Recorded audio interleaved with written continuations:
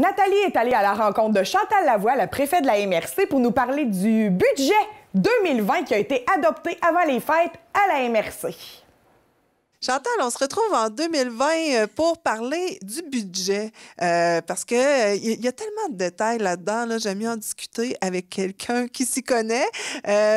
Bon, il n'y a pas de changement énorme, mais on peut quand même dire une bonne nouvelle pour les quotes-parts, ben, ça a baissé cette année. Bien, c'est sûr que l'arrivée du nouveau pacte fiscal est quand même favorable là, pour le budget. Ça facilite effectivement certaines aisances, on va le dire comme ça, qui permet justement à nos municipalités d'avoir un peu de souffle aussi. Au niveau des quotes-parts, on avait un travail à faire. Le Conseil avait mandaté la MRC, essayer de trouver pour que la hausse soit pas au plus élevée que la fameuse IPC, là, l'indice de consommation. Par contre, on est vraiment au-dessus de ça parce qu'on a même réussi à avoir un moins 0,14 % cette année en quote-part. C'est sûr que quand on regarde le budget, si on regarde les chiffres globaux, c'est plus élevé. On parle d'une augmentation de à peu près 8 % au global, mais par contre, au niveau des quotes-parts, c'est la partie vraiment plus municipalité qui est chargée par la MRC. Et là, on a une baisse significative quand même. Je pense que moins 0,14, c'est quand même significatif. Évidemment, ben, comme je le dis, les revenus supplémentaires que le pacte fiscal redonne à la MRC et aux municipalités, ben, vient alléger un peu tout ça. Mais évidemment, dans le budget, ben, ça fait une augmentation dans les revenus, mais ça fait aussi une augmentation dans les dépenses parce qu'il faut la dépenser, ces sous-là. On n'a pas du tout l'intention de le retourner à Québec. Donc, puis la particularité du budget de la MRC, c'est qu'il y a plusieurs parties aussi. Il y a exactement 10 parties dans le budget, plus le budget des TNO, hein, les territoires non organisés. C'est la MRC qui agit comme municipalité pour les territoires. Donc, c'est un autre budget aussi que la MRC doit adopter. Mais ce qui préoccupe plus les gens, souvent, c'est la partie de l'ensemble. Donc, le budget de la MRC, là, je vais regarder mes notes parce que je me souviens pas par cœur de tout ça. Cette année, on parle d'un budget de la partie pour l'ensemble des municipalités. Donc, 12 549 545.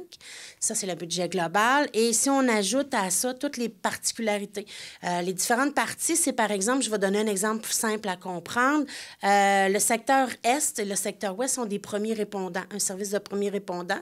Et ces premiers répondants-là, c'est les municipalités de l'Est ou de l'Ouest qui contribuent à ce service-là, pas l'ensemble des municipalités. C'est pas les mêmes coûts, c'est pas c'est pas réparti pour l'ensemble, donc ça amène des parties différentes. Il y a aussi, bon, la route verte qui est là-dedans, toute au niveau des terres intramunicipales, l'inspection municipale. Donc, il y a des municipalités qui ont leur propre inspecteur, d'autres qui utilisent le service de la MRC. Ça fait des parties différentes. Fait que si on ajoute ces différentes parties-là, on est plus aux alentours d'un budget de 13 788 964. Donc, c'est sûr que c'est quand même des budgets... faut le dire, là, plutôt quand on entend ça, on dit « wow », là. Mais c'est sûr que la MRC de la Matapédia, c'est une coop de services hein, pour l'ensemble des municipalités. Donc, oui, on offre beaucoup de services à nos municipalités, mais ça, il y a des coûts reliés à tout ça. Donc, effectivement, il n'y a pas que les quotes-parts qui payent le budget. Les quotes-parts, ça représente quel pourcentage environ? Bon, si on regarde au niveau des quotes-parts pour l'ensemble des municipalités, là, c'est environ 30,5 % du total des revenus globaux. On a assis à ça des tarifs, hein, des revenus de tarification. Il y a des services qui sont tarifés, des revenus de transfert, hein, transferts gouvernementaux ou des transferts financiers aussi par rapport à des programmes de subvention, des choses comme ça. Des services rendus, puis d'autres revenus, là, par exemple, le loyer du palais de justice qui revient, toute l'exploitation du parc régional de Val-d'Irène. Fait que c'est un peu... fait que tous ces sommes-là ensemble, là, ben, les quotes-parts représentent 30,5 % de tous les revenus de la MRC. Et pour ce qui est des dépenses, ce qui est vraiment plus élevé cette année, on peut parler des matières résiduelles. Là, Bien, les matières résiduelles, on a entendu un peu tout le monde de l'actualité. C'est sûr qu'il y a eu des particularités là, au niveau de la biométhanisation, l'usine de biométhanisation. C'est difficile à dire ce mot-là, mais on y arrive. Donc, les bacs bruns. Évidemment, bon, faudrait que tout le monde, je vais m'en profiter, faire un petit message. Il faudrait que les gens utilisent davantage leur bac brun. Ça, c'est un des critères premiers parce que, justement, c'est difficile d'avoir le nombre de matières qu'on avait dit qu'on pourrait soumettre là-bas. Et si on respecterait ça, bien, ça ferait moins d'enfouissement, donc moins de coûts, parce que c'est tous des coûts séparés. Le bac brun, le bac vert, le bac bleu. Quand une personne fait bien la répartition de ces bacs, c'est super intéressant pour tout le monde, puis c'est profitable. Moins on met de choses dans le bac vert, moins ça nous coûte cher. Plus on en met dans le bac bleu, plus on en met dans le bac brun, plus que ça devient économique pour le consommateur. On sait qu'il y a des choses qui peuvent... Des gens qui font du compost à la maison, c'est moins grave que si ton bac brun n'est pas là, parce que c'est moins de matière qu'on enfouit pareil. Parce ce qui coûte le plus cher, c'est l'enfouissement, effectivement. Donc, il y a cette réalité-là. Puis on a vu aussi sur l'actualité toute la question au niveau du centre de tri, les Chinois là, qui prennent plus le plastique, puis il y a vraiment une crise un peu dans pour se départir de nos matières recyclées. Donc, ça aussi, ça a eu un impact. Par contre, ça sera peut-être pas un impact aussi élevé qu'on pensait parce que, justement, il y a des compensations là, qui reviennent, des redevances et tout ça. Mais je pense qu'il faut quand même être soucieux comme consommateur de bien faire le tri à la maison. Puis c'est dans nos poches, en bout de ligne, que ça paraît aussi, là. Fait que oui, il y a eu quand même... c'est environ un 300 000 là, je dirais, d'impact un peu, là, au niveau des matières résiduelles, mais si tout le monde se met à la tâche, je pense qu'on va bien y arriver. Puis d'ailleurs, on va débuter là, avec le centre, pas le centre, mais avec la Régie des matières résiduelles, dans laquelle on est la Matapédia avec la Métis. On va débuter bientôt là, les ICI, les industries, commerces, installations là, par rapport au bac brun, chose qui avait... On était plus dans le résidentiel. Puis ça va s'installer là, tranquillement aussi. Ça va augmenter aussi nos volumes. Donc, ça peut être que positif là, pour ça.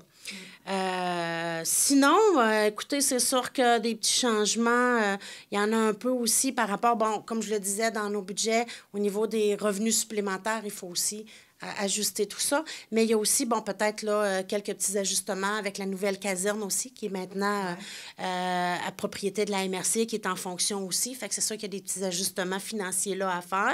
Mais il n'y a pas eu de... C'était prévisible là, dans le projet, tout ça. Donc, c'est pas... il n'y a pas d'investissement majeur de prévu non plus. C'est sûr qu'il y a des remplacements d'équipements. Mais ça, c'est suivi au niveau du service incendie, par exemple. C'est suivi de proche, là.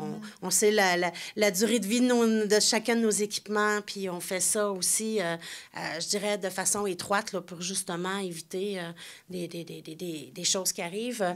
Surprise! Exact. Puis on se souvient aussi qu'en 2019, on a débuté un exercice d'optimisation du service incendie dans la Matapédia. Fait que ça va se poursuivre. Fait qu'en 2020, là, on va pouvoir regarder puis faire un plan de match par rapport à ça, parce que c'est important aussi. C'est un revenu et une dépense importante, le service pour le citoyen, pour la MRC. Mais je pense que quand même, on a des obligations beaucoup à respecter aussi. C'est très normé, c'est très réglementé, mais je pense qu'on a quand même un excellent service sur le territoire, puis c'est la population qui en bénéficie, là. On a vu, là, nos services opérer, là, sur le territoire, puis je pense que tout le monde est plutôt content aussi. Puis on continue aussi pour 2020, on continue aussi ce qu'on a débuté, ça fait peut-être un petit peu plus qu'un an qu'on le fait, là, mais au niveau de l'accompagnement avec nos entreprises, au niveau du recrutement, rétention, toute la question de l'attractivité aussi du territoire, on est là-dessus. Nos politiques familiales municipales qui vont sortir début 2020, ça aussi, ça se poursuit. Donc, on voit là, puis là, on souhaite aussi, hein, on sait que Val-d'Iran est ouvert. Bon, la température n'est pas toujours de leur bord, mais... On est fermé un peu, mais... Ouais. Mais c'est pour offrir meilleur pour la population, pour nos gens, nos skieurs et tout ça. Mais je pense que j'ai assisté à un événement avec Val-d'Iran, justement, où on faisait le lancement de la programmation 2019-2020, là, puis je vous dis que je pense que le citoyen a avantage à découvrir son Val-d'Iran, puis à se l'approprier, puis à davantage l'utiliser, parce qu'il y a une panoplie d'activités là qui est beaucoup plus que le ski alpin, hein, le ski de fond est là, la raquette, on peut faire de la glissade et tout ça, fait, puis il y a une panoplie d'activités, d'artistes et tout ça, fait que Bien, écoutez, moi, je pense qu'on est une année 2020 remplie de défis, mais remplie de beaux succès et de belles choses aussi à venir. Fait que moi, je suis plutôt positive. Il y a eu beaucoup de transferts aussi qui n'avaient pas été utilisés l'an d'avant. C'est transféré cette année. Ça arrive à chaque année. Ouais, à chaque année, on a des projets qui ont été retardés, qui n'ont pas été finalisés, qui n'ont pas...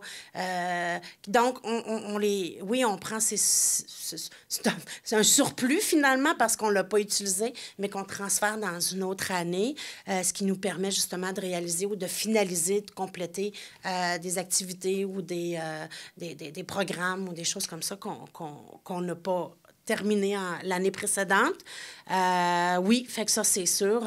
Des fois, il y a des obligations gouvernementales, par exemple, qui sont extensionnées ou on est dans l'attente, on sait que ça va arriver, on est dans l'attente que ça se réalise. Donc, on prévoit des sommes avec les municipalités, mais on les reporte là, dans le temps parce que, justement, il nous manque le cadre. Si on regarde avec le pacte fiscal qu'on a eu, justement, il y a des différentes mesures qui sont annoncées là-dedans pour la prochaine année, mais il nous manque encore le cadre là, pour bien baliser tout ça. Dès qu'on va avoir ça, bien évidemment, l'équipe va s'attarder puis concrétiser tout ça. Mais au moins, on sait les sommes d'argent sont inclus dans notre budget. On n'aura pas de surprise à ce niveau-là. Et pour ce qui est de l'éolien, mais c'est comptabilisé à part parce que c'est des transferts, dans le fond, que vous faites aux municipalités par la suite. Bien, la particularité des éoliens, effectivement, des revenus éoliens, bien, la MRC sert un peu de, je dirais pas de boîte à mal, mais on reçoit les redevances ou les profits ou tout ça à la MRC, puis on fait la redistribution selon les ententes. Deux projets là, qui ont des différentes ententes, des ententes pas tout à fait pareilles, dépendamment du projet, dépendamment de tout ça. Fait que, évidemment, la MRC fait cette distribution-là aux municipalités quand les fonds entrent. Fait que c'est sûr que d'en parler dans un budget, c'est toujours un peu... Il y a des sommes qui rentrent puis qui ressortent. Fait que pour la MRC, là, il n'y a pas vraiment quelque chose de significatif là, pour son budget là-dedans. Là. Je pense que ça fait le tour, un peu vaguement, parce que c'est difficile d'y aller précisément. Mais oui, c'est ça. Puis s'il y a des gens qui veulent avoir plus d'informations, c'est accessible ici à la MRC. Toujours. Puis on en a parlé aussi. Là, il y a eu un communiqué qui a été fait quand on a adopté ces budgets-là. Mais c'est sûr que de toute façon, peu importe la question, si quelqu'un a une question, on va s'assurer d'essayer pas d'essayer, mais d'y répondre, mais d'essayer d'avoir la réponse la plus juste possible, sinon de référer à la bonne personne pour l'avoir. Merci beaucoup. Ça fait plaisir. Chantal, là, on va faire un retour un peu sur ce qui s'est passé en 2019. Des sujets qu'on a beaucoup entendu parler, comme par exemple le chirurgien Amqui qui faisait pas d'obstétrique. Ça a été vraiment, là, ça a soulevé la population. Ça a soulevé les patients, effectivement. Ben, c'est sûr que c'est un dossier qu'on continue de suivre. C'est quelque chose c'est plutôt complexe, la santé. C'est dans son organisation, dans son affaire, puis dans les processus et tout ça. Même, je vous dirais, des fois, il faut poser plusieurs fois la même question. Dans le cas du chirurgien, ben là, ce qu'on sait actuellement, on ne reviendra pas sur ce qui s'était dit à ce moment-là, mais on va regarder vers l'avenir. Ce qui se fait actuellement, c'est qu'il y a un recrutement d'une personne immigrante là, qui est en train de se faire pour justement s'assurer qu'il y ait un chirurgien qui puisse offrir toutes ces compétences-là, là, dont la chirurgie, mais aussi l'obstétrique, parce que c'est pas d'emblée... un chirurgien fait pas d'emblée de l'obstétrique. On a appris ça, là. Moi, j'aurais cru que oui, mais c'est pas tout à fait comme ça que ça fonctionne. Alors, là, on est en train de faire toutes les démarches au niveau de l'immigration, au niveau du collège des médecins aussi, parce que c'est pas... un médecin n'arrive pas comme ça, là, parce qu'on a besoin de lui. Il arrive, il y a toutes les démarches à faire aussi. Puis c'est évident que je pense que le CI3S a compris aussi que dans l'avenir, quand on veut avoir un chirurgien en région, ça prend la spécialité de chirurgie obstétrique. Ouais. Donc, ça, je pense que c'est important de le voir, mais dans ce qu'il faut voir aussi, c'est que on est... J'aime pas utiliser le terme « on est mieux d'avoir une découverture en obstétrique qu'une découverture en chirurgie » parce que c'est toujours pas acceptable d'avoir une découverture en obstétrique. Puis je pense qu'on a réagi aussi dernièrement là, par rapport à ça. Bien, dernièrement, mettons, avant la fin de l'année 2019, on a réagi par rapport à ça parce qu'on surveille ça de très près. Puis notre préoccupation, c'est toujours la santé de nos citoyens. Puis on a un centre hospitalier de qualité, je pense, mais il faut s'assurer d'avoir les services qu'on a, de poursuivre ces services-là, puis de s'assurer aussi que dans le temps, ils soient toujours là, puis pour desservir notre population. Fait que c'est ça, dans le fond. Chirurgien, on suit ça de proche. Je sais que les démarches sont en cours. Quand il va arriver, ça, c'est quelque chose qu'on ne sait pas. Toutes les démarches d'immigration et tout ça, là. Fait que c'est en cours. Dès qu'on a des nouvelles, on espère que ça va être positif pour nous. Présentement, c'est le message qu'il y a, ça serait c'est positif, là. Mais présentement, il y a quand même un service qui est offert. Là. Oui, une femme enceinte arrive à Amqui, peut accoucher quand même sécuritairement. Oui, tout à fait. Actuellement, c'est ça. À moins d'avoir une rupture de service, puis non prévu, là, parce que c'est quelque chose qui peut arriver. Un médecin peut être malade un matin, puis... mais normalement, le CI3S a fait un calendrier où toutes les semaines de garde devraient être complétées, où il y a justement le service chirurgie et obstétrique. Quand on dit qu'il n'y a pas d'obstétrique, ça veut dire justement de césarienne. Quand on dit qu'il y a une découverture en chirurgie, ça veut dire toute opération sous toute... peu importe. Alors, je pense que présentement, tout va bien. On surveille ça, comme je dis, mais c'est sûr qu'on... Je ne peux pas aller faire des chirurgies ou des césariennes en cas de besoin. C'est pas que je veux pas, c'est que j'ai pas les compétences, mais je pense que c'est quand même important. Dans le rôle qu'on a ici à la MRC, comme élu, c'est de s'assurer justement que ce service-là va être hors de tout doute, là, réglé une fois pour toutes. On a vécu quelque chose là, dans la dernière année principalement, là, 2 dernières années, puis je pense qu'on ne veut pas que ça se reproduise. Et puis, qu'il y ait des médecins, des chirurgiens formés à Rimouski, éventuellement, ça pourrait changer la venue de nos médecins. C'est sûr qu'on l'espère. On suit ça de proche aussi, là, tout le pavillon de formation en médecine qui serait justement avec l'UQAR et le CI3S, là, l'Université du Québec à Rimouski et le Centre de services de santé et services sociaux du Bas-Saint-Laurent. Mais c'est pas un projet qui va démarrer demain matin. Je pense que la première cohorte, si mes souvenirs sont bons, est prévue pour automne 2021. Donc, on a encore beaucoup de choses à faire. Puis oui, on espère que justement le fait que les futurs médecins aient une formation en terminale ou proche de la fin de leur formation en région, hein, avec la réalité des régions, avec du déploiement en région, va leur donner le goût de rester en région puis de pratiquer en région. Fait que c'est un souhait que la région a fait, je pense. Puis c'est aussi ce qu'on a annoncé. Puis je pense que c'est un beau partenariat qui a été mis en place. Puis je souhaite effectivement que ce soit très positif pour nos régions. Mm-hmm. Et maintenant, on va parler d'un autre point positif, nos personnes âgées qui ont été relocalisées. Bien là, positif, ça dépend comment on le voit. Ouais. Il y a une partie, effectivement, nos 2 résidences sont fermées présentement. L'appel d'offres devrait être lancé prochainement, là, je ne sais pas, pour les 21 places. Le dernier appel d'offres, il y avait 2 appels d'offres qui avaient été lancés, une 10 places, une 21 places. Le 10 places a été attribué. Il reste le 21 places qui n'a pas porté preneur, qui n'a pas trouvé preneur. Donc, il y aura... En tout cas, c'est ce qui est prévu d'avoir un appel d'offres de 21 places. Évidemment, les personnes qui étaient dans les résidences de Val-Briand et de Sébec ont été relocalisées. Le plan de match était au 15 décembre. Ça a effectivement joué autour de ça. Toutes les personnes ont été relocalisées. Je souhaite également que toute la main-d'œuvre qui était là ait pu retrouver un travail dans une autre résidence parce qu'on sait que c'est quand même des emplois aussi qui sont... puis qui sont quand même en demande aussi. Donc, je pense que, en tout cas, je le souhaite à l'approche comme ça, là, d'un déploiement là, où les résidences sont fermées. Je pense que c'est important de penser à nos travailleurs aussi, puis qui soient en train d'offrir leurs services. Fait que pour l'avenir, nos personnes qui étaient... ils ont toutes trouvé place en quelque part. Donc, oui, ça s'est bien fait. Je pense que ça a été fait avec les familles aussi. Les choix des gens ont été respectés, puis tout ça. Mais c'est sûr que là, on est préoccupés pour ces 21 places-là. On espère qu'ils vont trouver preneur. On espère qu'ils vont demeurer... Ben non, on n'espère pas. On sait qu'ils vont rester dans Matapédia. Puis, je pense que là, il y a présentement beaucoup de projets qui se préparent. Il y a beaucoup de choses qui bougent. Donc, on va suivre ça de proche aussi.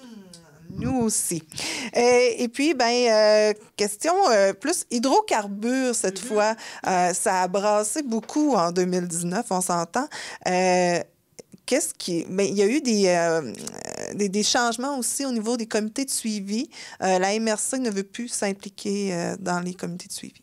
Bien, ce qu'il faut expliquer, c'est que je me souviens plus du numéro de projet de loi, je pense que c'est 66. Bon, c'est vraiment pas pire. Qui obligeait maintenant tous les projets de développement, d'exploration, d'exploitation pétrolière, d'avoir un comité de suivi dont les élus feraient partie. C'est une obligation du gouvernement, le ministère de l'Environnement et tout ça. Donc, il y avait été... puis la MRC, c'est un territoire de municipalité pour les terres, les territoires non organisés, les TNO qu'on appelle. Donc, c'est sûr qu'à ce moment-là, s'il y avait des projets sur des TNO, la MRC devait nommer un élu sur ces comités de suivi-là. Donc, les compagnies qui ont l'intention ou qui ont on appelle ça des permis d'exploration, d'exploitation, là. Il y en a plusieurs qui appellent ça des claims, si on veut. Les compagnies qui ont ça doivent mettre en place un comité de suivi obligatoirement. Et il y avait une date, là, l'an dernier, une date précise que je me souviens plus, où ils devaient soumettre leur comité, justement, le membership de leur comité de suivi. La MRC avait nommé des personnes par rapport à trois comités de suivi, par rapport à des projets je mets entre guillemets en développement parce qu'on ne sait pas trop à quel titre ils sont en développement ou pas, là. On est plus dans l'exploration, on s'entend, on n'est pas dans l'exploitation encore non plus. Donc, la MRC a pris une décision effectivement, suite au fait qu'elle a pris position en disant qu'ils ne voulaient pas, on ne voulait pas, les élus ne veulent pas d'exploration ni d'exploitation sur le territoire de la Matapédia. Donc, la MRC a retiré les membres de ces comités de suivi-là qui avaient été nommés pour la MRC. Donc, les compagnies ont été avisées que les personnes qui avaient été nommées, on a abrogé, dans le fond, la résolution précédente. Donc, on n'a plus de représentants sur ces comités-là. C'est ce qui a été fait à la fin 2019 aussi. Donc, évidemment, on n'a pas eu de suivi par rapport aux projets sur le territoire. On sait qu'il y a des compagnies, je me souviens plus, Péridé, je me souviens plus du nom, là, mais enfin, qui avaient, entre autres, des projets là, aussi avec la Gaspésie, puis tout ça, puis qui ont mis fin à...